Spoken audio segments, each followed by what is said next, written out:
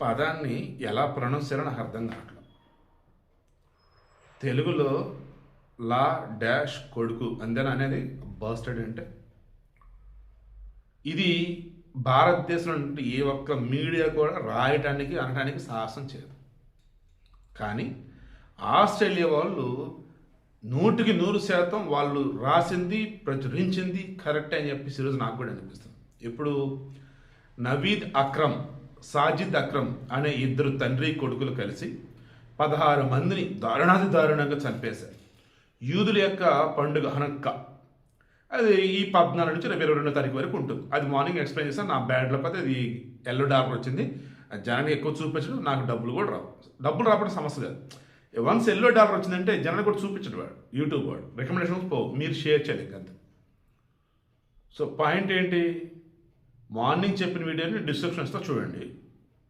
ఇప్పుడు నేను చెప్పబోతున్నది ఏంటిది, ఆస్ట్రేలియా వాళ్ళు రాసింది 100% కరెక్ట్ అని వాడు ఎందుకు నేను అంటున్నాను, ఈ టెర్రరిస్టులు ఉన్నారే, ఈ టెర్రరిస్టుల్లో కొంతమందికి సంబంధించి భార్యలు, అక్కలు, చెల్లెళ్ళు, తల్లులు ఉంటారే, వారిని నిజంగా ఈ టెర్రరిస్టుల కన్నా ఘోరంగా వారిని శిక్షించాలి. వెరీనా అని ఈ నవీద్ అక్రమ్ యొక్క తల్లి, సాజిద్ అక్రమ్ యొక్క భార్య ఏమో తెలుసా, నా కొడుకు లాంటి వాడే కావాలని ఈ భూలోకంలో ఉన్న అంతా కోరుకుంటారు.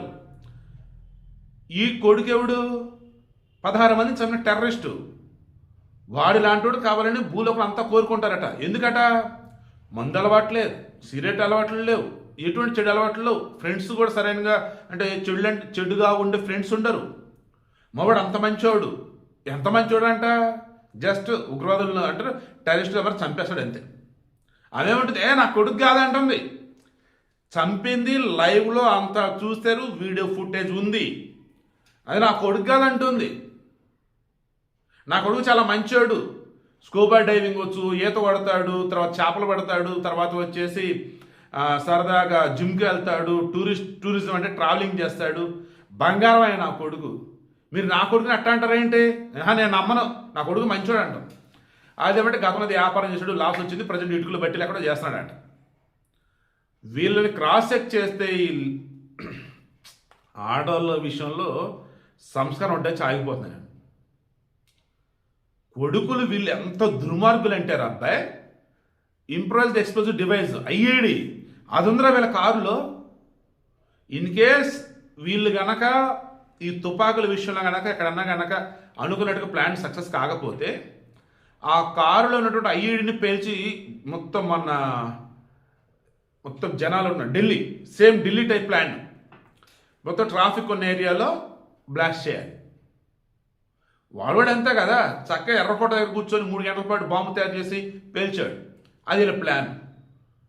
మరలా ఇప్పుడు ఖురాన్కు సంబంధించి ప్రతి మత గ్రంథంలో కూడా మంచి చెడు ఉంటాయంటే నాకు తెలిసి భగవద్గీత చెడు అయితే లేదు. ఖురాన్ నేను చదవాలా, బైబిల్ నేను చదవాలా, ఈ రెండింటిలో తప్పులు ఉంటాయి, ఈ రెండింటిలో అమ్మ బాబోయ్ అసలు భయంకరమైన చాలా ఉంటాయని చాలామంది అంటూ ఉంటారు. నేను చదవాలని అనను. కానీ ఇప్పుడు ఈ నబీద్ అక్రమ్ ఉన్నాడు చూసారా, వీడు సిడ్నీలో ఒక ఇన్స్టిట్యూట్ మా ఖురాన్కి సంబంధించి అక్కడ ఏవో అధ్యాయాలు ఉంటాయి ఖురాన్ సంబంధించి, అవన్నీ నేర్చేసుకున్నట్టు. అవి నేర్చేసుకున్నాక ఇలాగ మారాడంట. అంటే అల్లాని నమ్మని చంపేయాలా, అల్లాని నమ్మనటువంటి వాళ్ళు నరకానికి పోతారా, ఈ నరకానికి ఇల్లే పంపుతారా, ఏం నేర్పారండి అసలు అందులో, లేదా ఏం నేర్పుతున్నారు? అరే నా ఫ్రెండ్స్ కూడా ఉన్నారు, వాళ్ళు ఖురాన్ చదువుతారు, వాళ్ళు బ్రహ్మాండంగా మంచిగానే ఉన్నారే అంటే అందులో ఉన్న మంచినే చెడుగా అక్కడున్న మతబోధకులు చెప్తారా? వీడు ఈరోజు చేసిన పనికి వీడి తండ్రిని బాస్టర్స్ అంటూ సంబోధించి చూసారా ఆస్ట్రేలియా మీడియా, అది పర్ఫెక్ట్. ఎందుకు వీళ్ళని మరలా వెనకేసుకొస్తుంది వాళ్ళ ఇంట్లో ఉన్నటువంటి ఆడమనిషి వెరీనా, చాచా మా వాళ్ళు కదండి. వాళ్ళ దగ్గర ఐసిస్ సంబంధాలు ఉన్నట్టుగా కొన్ని ప్రూఫ్లు దొరికాయి, ఐఈడి దొరికింది, అండ్ వాడి దగ్గర వచ్చేసి ఇంకా వేరే వెపన్స్ ఉన్నాయి. ఇలా చెప్పుకుంటూ పోతే అసలు వేరే దేశాల ముస్లింలని ఇక మన దేశంలో ఒక రాణి యొద్దురా బాబు అన్నట్టుగా ఈరోజు ప్రపంచ దేశాలు రెడీ అయిపోతున్నాయి. వాళ్ళ దేశంలో ముస్లిమ్స్ ఓకే, బయట నుంచి వస్తున్నారంటే ప్రమాదం అన్నట్టు అయిపోతున్నారు. ఈవెన్ మన దేశంలో అదే సిచ్యువేషన్. మన దేశంలో ఎవరండి ఇటువంటి దారుణం తెగబడుతుంది? పాకిస్తాన్ బ్యాచ్, బంగ్లాదేశ్ బ్యాచ్ వీళ్ళేనా, లేదన్నప్పుడు వీళ్ళతో సన్నిహితంగా ఉండే మన దేశంలో కొంతమంది దౌర్భాగ్యులు దరిద్రుడు. నా దేశంలో ఉన్నటువంటి నిజమైనటువంటి ముస్లింలు భారతీయులు, స్వచ్ఛమైన అచ్చమైన భారతీయులు, వాళ్ళు దేశం కోసం ప్రాణం అర్పిస్తే తప్ప మిగతా ప్రాణాలు తీరు వాళ్ళు.